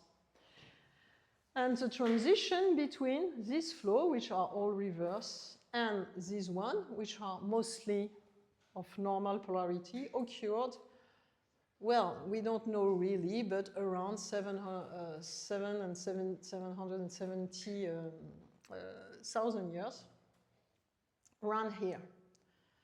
Okay.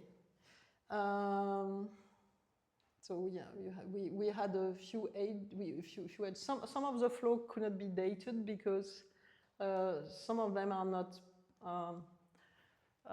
like the chemistry of the flow is not favorable because there has been some exchange, so radiometric dating is not working well.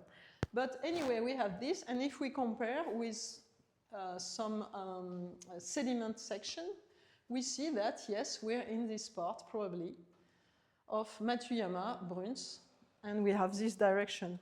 And it's the difference with the sediments, you can see it here, you have this sharp change with the sediment, is that here you have this transitional direction, which is really what we discussed before, this kind of snapshots of what's happening. So you have like a picture, of what was the configuration of the field. But of course, looking at direction this way, first of all, it's site dependent, especially for the inclination. And it's not very easy to figure out what it means. So we usually use this kind of projection, which is we transform the direction into geomagnetic pole, like if it was a dipole. So this is the same section with this representation. So we have all this reverse pole, okay? And then at some point, we have this pole which starts to be a little bit too much to the north. And then it switches here. So this is completely, these one are completely transitional here. And what's really interesting with this data set that we have is that, okay, we go back to, we go to the north, to the normal polarity here. And then we switch back to some kind of position within the Pacific and finally here and go back again to normal polarity. So the idea is that with this record, we really have, it really shows some kind of complexity of how the inversion works. So, of course, we could sort of a reversal like this kind of big magnet, okay? So it's here and then it goes north. In that case, of course, this is very simplified, but if it was just a dipolar term that would change, you would have an intensity that remains more or less the same, right? You would have a strong intensity and then the pole. You would have some kind of dipolar still configuration, and then the pole would go to some places and go up. But in that case, all the record would see the same thing, right? And so this is our data with some other data. So this is mostly from sediments. This is where the poles are in other studies, different places on Earth. I think this is studies from Hawaii, and we have one from the Reunion, and we have some studies from the mid-Atlantic. And we see that the poles are kind of all over the place, right? So the idea is that, yeah, we have Martinique, Tahiti, Maui, and some sediments, yeah, for the North Atlantic. Very detailed sediments from the North Atlantic. And this is all the transitional volcanic data with age around 770,000 years, which is the age of the last transition. So what we see with this data is that it's probably rather complicated.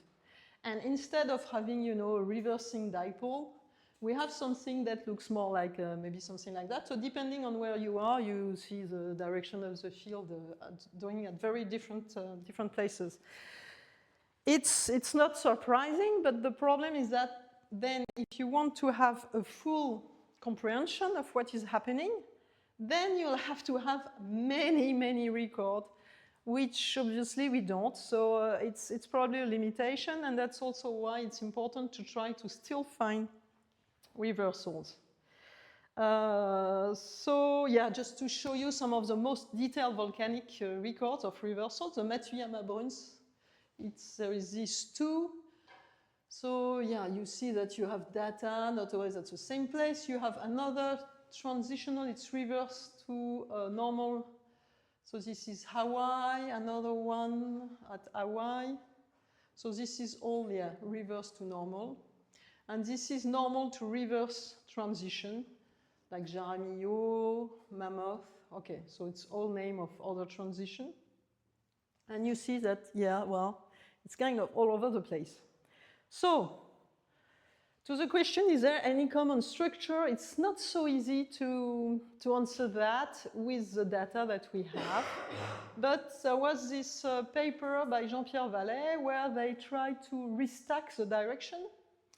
They used only high-resolution volcanic data, not only from the last inversion, but all the inversion that they could have for the last 180 million years. So there is not that much that are very detailed, but still, they have a little bit. And they put it with a correlation number of the lava flow, the flow. And this is the latitude of the virtual pole, so going reverse to normal. I think it was all stacked to be reversed to normal. And this is the other, this is the same with a representation of the reversal angle. So it's a bit reversed. So this is like the flow that are before the inversion, okay? All these inversions put together.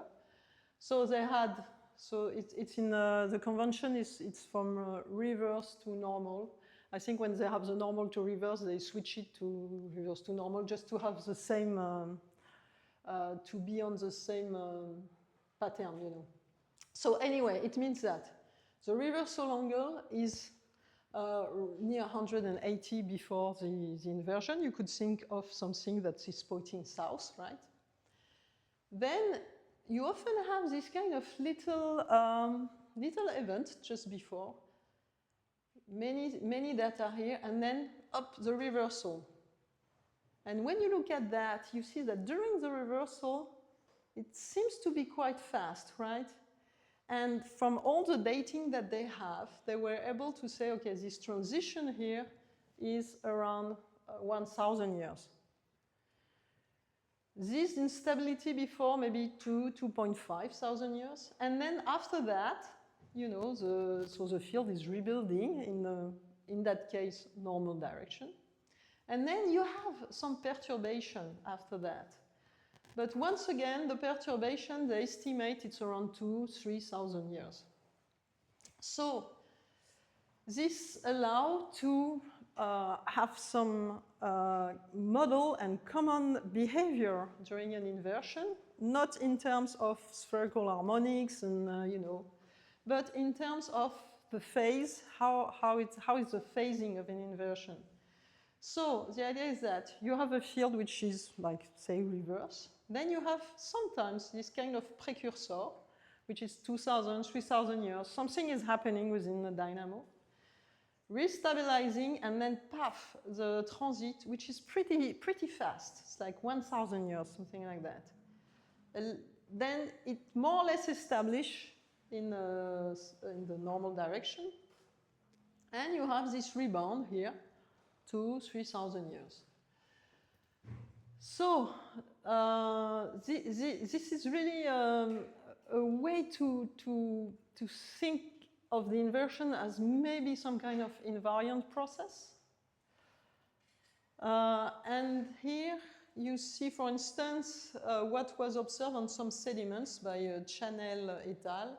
On the Bruns-Matsuyama and inversion. And this is very detailed sediment from the North Atlantic. And you see that they see this kind of precursor, inversion, and then after that, this kind of rebound.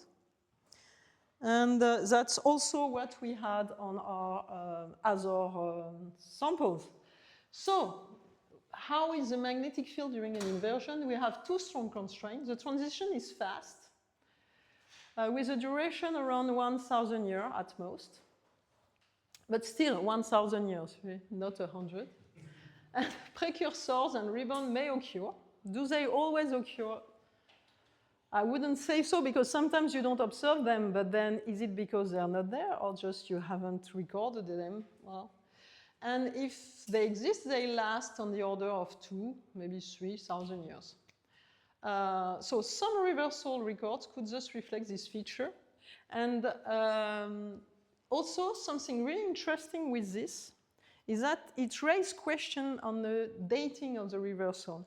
And there has been controversy with the Matsuyama Bruns, because some people found some lava flow that were transitional, and they claim, okay, it's 7 and 90,000 years, not 7 and 70, or it's 7 and 60. And it's fairly possible that some of what they see is precursor or rebound. So it means that you have to be very careful also when you propose an age for an inversion. Matsuyama Bruns is not that badly constrained, but it's the only one, because the other one, we know much less about it. Because the reversal process might imply something more complex than just, you know, inverse or normal field and poof, inversion. You probably have something more complex that could lead you to misinterpret some of the sample that you have. Okay, so now we only discuss direction of the path field. And I wanted to add now the intensity. And I won't discuss much how we measure intensity, but you'll see some of the record that we have and some of the information that we can have on the field. So there is several ways to measure paleointensity in sediments or in lava, but it's sometimes complicated because we always need to normalize the sample that we have. Okay, so that's an experiment that we made with sediments, but just see that as a test on, you have an external field in microtesla, mimicking the ambient field, Earth field, okay? And then in this experiment, we consolidate some sediments, locked some sediments, to see if their magnetization, normalized magnetization, meaning that we normalize the magnetization of sediments by its capacity to acquire a signal, if it was linearly linked with the field that is the ambient field, the field that is around.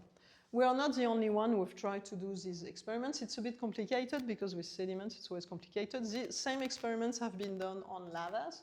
And what is usually found, is that you have quite a nice linearity between magnetization of sediments, magnetization of the lava, and the intensity of the ambient field, which is good news. It means that you'll be able to recover what was this intensity, absolute value or relative value compared to other samples, once you have normalized the samples by, say, its capacity to acquire the magnetization, okay?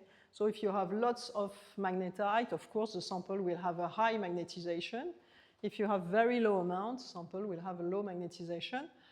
It's a bit more complex than that, just density of magnetite, because it also depends on the size of the crystals, on their exact composition. Do you have titanium or not, etc.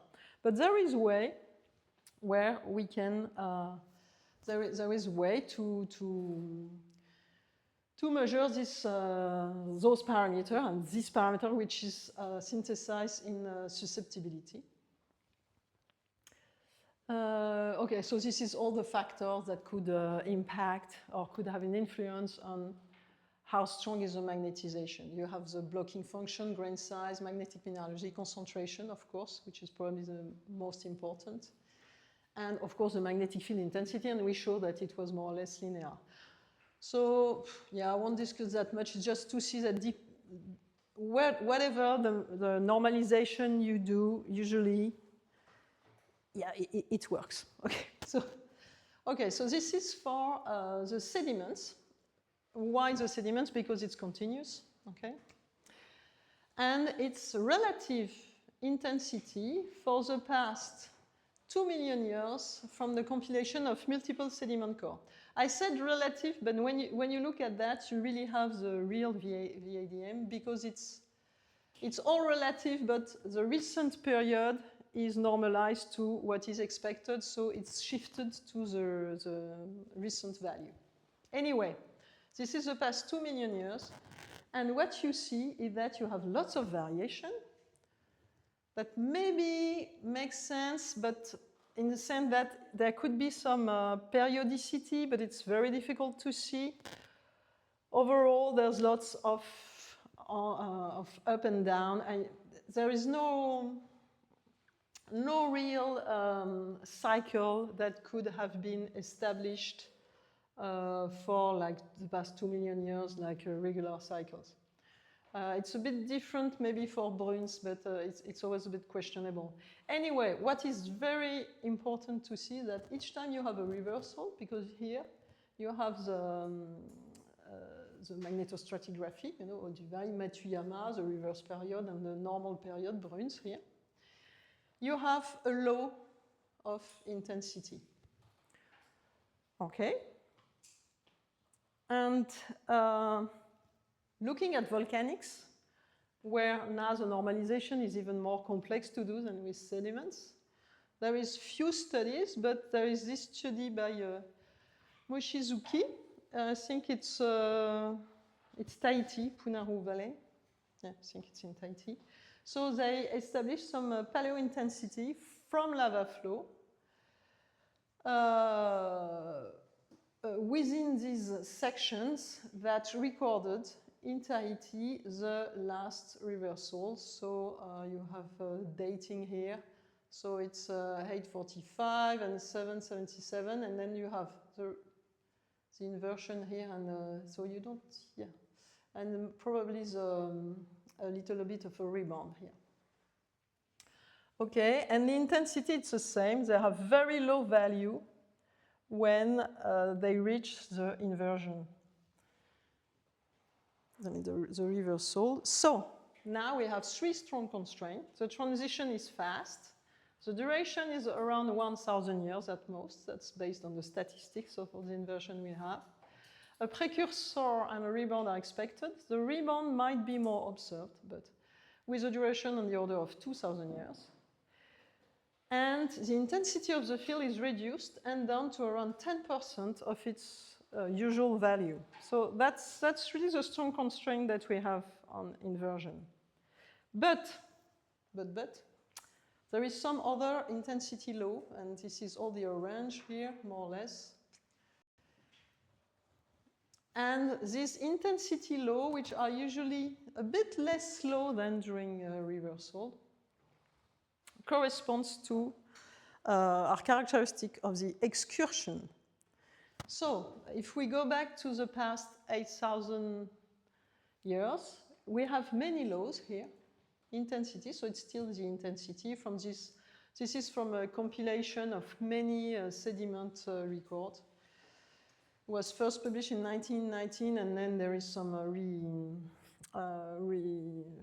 well, they had some new records. So you have the Matsuyama-Bruns reversal here, and then you have a series here of laws that can be linked to period of time where the direction is not dipolar towards the north, because we are on a normal polarity.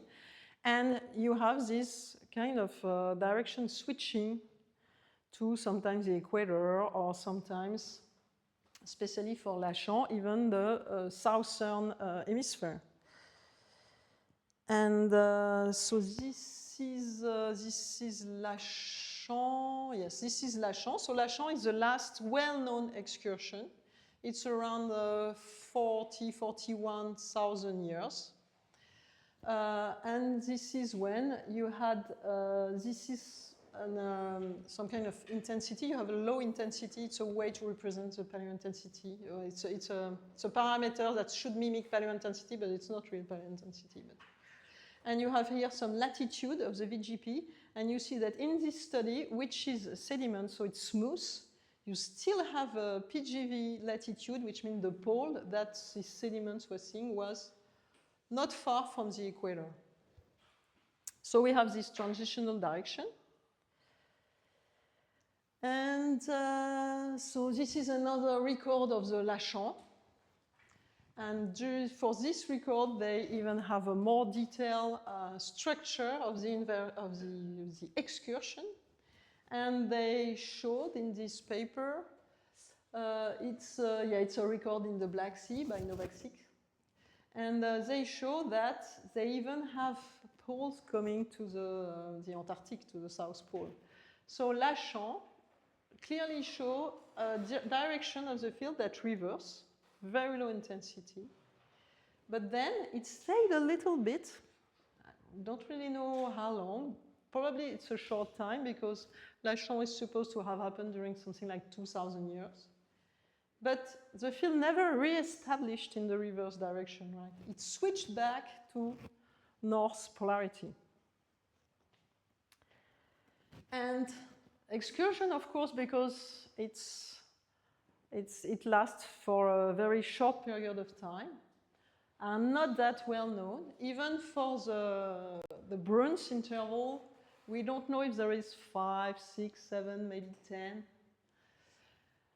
Some other are recorded, so you have the Matsuyama bruins here, and even during the reverse Matsuyama polarity, we have some here. But of course, the further we go in the past, the less we have a resolution to describe them. But the idea, or what we see, is that there is probably many excursions, and most of them, especially before 2.5 million years, are not known or not well known. And that's because they correspond to very short time events. And it's not like a real reversal Matsuyama bruins where you have all this inverse and then normal, so you know where to find the transition in your section, like you could resample like lavas in between. In that case, you just have transition and then no sign of what, the excursion, no sign of what had happened when you just before or just after. So excursions are probably a very fundamental property of the Earth's magnetic field, but their frequency it's not known. So, you know, you had this reversal frequency and that I showed you. Excursion, we have no idea. So why is there excursion? There was this proposal by David Gubbins, who was a very famous English scientist of the geodynamo. He said that an excursion may involve field reversal in the outer core, but not in the inner core. And maybe that's why it's not reversing, and that's what some of the geodynamo models are pursuing. But maybe there is some other reasons. But I think it was the first one to really propose that. Okay, so where do we stand? At 15 minutes from lunch. We know that the magnetic fields show slow variation, mostly dipolar, right? Sometimes collapse and reverse. Frequency like every million years, something like that, depending on which geological time we are.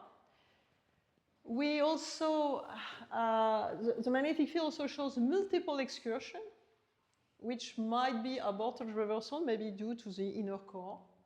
Maybe 10 per million years or a bit less. At the very long range, there may be a correlation with reversal and core mantle boundary. We have no idea what's happening with excursion. And one last question that I kept for the end. We go back to our Cryolophosaurus. Was the field always dipolar? So this guy, was he looking at north-south or not? Well, that's very interesting. Most of the time it seems. We know that from the paleogeographic reconstruction. We know how of course, we use Paleomag to retrace how the continent moved based on the hypothesis that it's a dipolar field. But if it wasn't, they would collapse in each other or moved very fast. And also there is some other like parameters, like, you know, when you have when you're close to the equator, because you have climatic parameters or climatic proof that you are in a desertic or like very rich in rain environment, that you have, so you have different soil, which allow you to also state that your reconstruction is quite good, so it's also an independent proof that the field is mostly dipolar, right? Okay, so it works more or less well. Of course, the more we go back in time, the more difficult it is. And it seems that during the Jurassic, our dinosaurs was probably seeing a field that was quite close to the actual field in terms of intensity from what we've measured and dipolar property. So this guy could use his compass. But then there is some other time, and this is this is a figure of the field strength, so it's intensity of the field with time, and you go back to 3.5 billion years. So we're going to very early Earth right here. So we have very few data. Some of these data are from single crystals. It's very complicated, but still, very early Earth, there is some kind of, field strength that is not so different from today's, which is around here. Okay, and then we go further in time, and there is this period here, around 550, Ediacaran, 550, 600 million years, where all the data show very low intensity. Okay, so there is this idea that maybe the field was quite different during that time. And if you look at the Ediacaran, it's here. So it's very far. It's between 541 and 635, right? During the Neoproterozoic. Very far, and indeed, the reconstruction that people make are complicated. It doesn't work. For instance, here, this period, so it's associated, it looks like it's associated with very low field, right? And it's associated to very fast moving pole. So if you look at here, you have a pole at 600 million years. So this is for Rio de la Plata, so it's in here, okay, in South America. And then it switched here at 580 million years. And then it switched back here at 560 million years. And it's the same for many of the cratons that we have that date back to this period of time. So it's pretty surprising. So there is several possibilities, right? So you could have a very fast moving plate. But this is so fast, it's impossible in terms of mantle dynamic, or cross dynamic. You couldn't have something moving mantle that fast. It's too fast. So another possibility is that you have a whole rotation of the whole mantle with respect to the core of the Earth, and that it's a shift of the Earth's inertia axis during which the entire solid Earth, so the mantle and the lithosphere, tilt relatively to the Earth's rotation axis. So it means that everything tilts, and then the rotation axis, which maintains the dynamo, is still there. So it's true polar wander and polar wander. But it still has to be quite fast, right? And the other possibility that is discussed, and more discussed, is that it's a period where you had a very weird non-dipolar field configuration, which lasts several million years. So maybe the field during this period was looking a bit like that, or it was an equatorial field with a low intensity. So, to answer the question, in any case, the Ediacarian fauna, which was kind of strange, lives through probably a weird magnetic time, whether it's true polar wander or this kind of weird configuration. What's interesting also, it's during the Ediacarian, the fauna evolved a lot, especially just after that you have the Burgess fauna that appeared. And there is some proposition or some papers that propose, author that propose that possibly the fact that the field was very low for such a long period of time, at a period where the sun was very active and you had lots of solar wind, possibly was bad for the organism, and they had to construct some kind of crust and to burrow and do things like that, which they did in the next step of their evolution.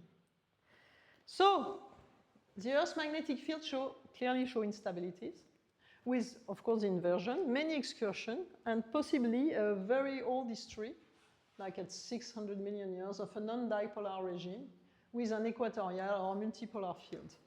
So to the question, do we have a stable magnetic field? I I can't really answer. Maybe yes, but it shows instabilities. In any case, it's quite complex. And you know what? I'll finish on that. So if you have questions.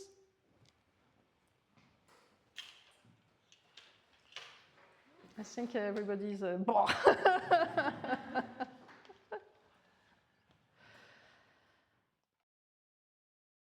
So why do people not believe that the South Atlantic anomaly could be like a sign of an excursion and it's just a heat flux? Well, Why?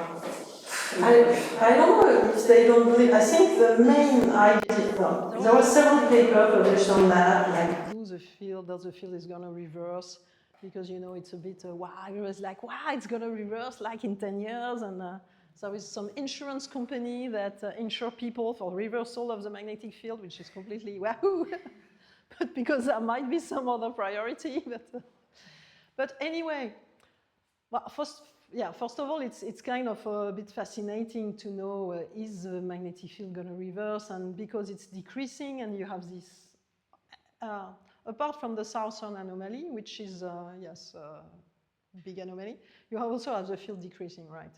That's because it's not local. The whole field decreasing is not a local feature, but it's not completely unusual in terms of paleointensity. If you look at you know, maybe this one.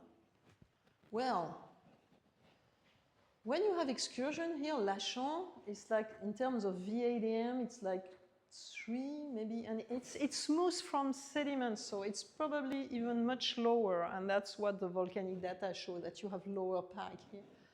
So we would be like here, right? Around 8, something like that? No? So we'll still have to go through the whole thing here to have an excursion, okay? But you could think that maybe we're here, so we're just decreasing, and it will, you know. It's nothing unusual to have this, I mean, fast, relatively fast decrease. You have it all the time. So, yeah. So there was paper saying, yeah, it's going to reverse, a paper saying, no, probably not. It's completely normal, what's happening. So I would, for now, I mean, as probably the next 100 years, I don't think we can say it will reverse. And especially because it's not really predictable. That's what we discuss. And that's why IGRF are making models every 5 years, you know. And, you know, we discussed the jerks, the period of time where the Gauss coefficient change. It's very difficult to predict. So for now, I would think that we're kind of safe. But yeah.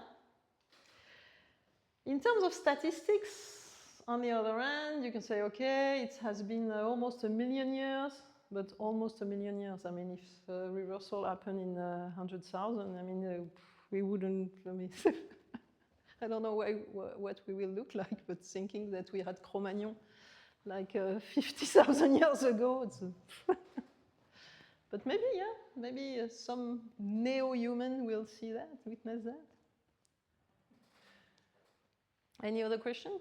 From my slide there, 79, is the data observation, or, I mean, I'm seeing something like 1 million years, and I'm wondering how did we get the observation data for 2 million years ago?